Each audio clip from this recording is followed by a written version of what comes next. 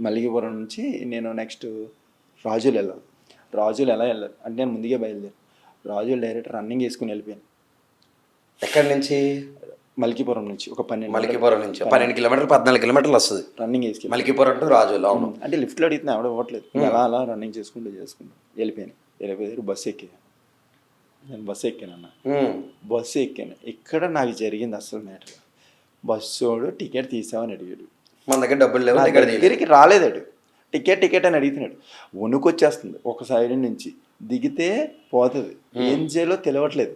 ఒక మూల last seat అంటే ఆ సీట్లో ఒక మూలకి వెళ్ళి ఇరుక్కుపోయి కూర్చుండిపోయాను.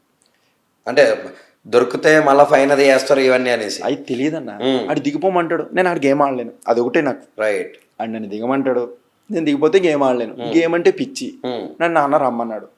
పులన్న, ఆడి పేరు పులి అన్న. నా వాలీబాల్ జీవితాన్ని ఇచ్చింది వాడే. ఓకే. నేను ఎప్పటికైనా చెప్తాను.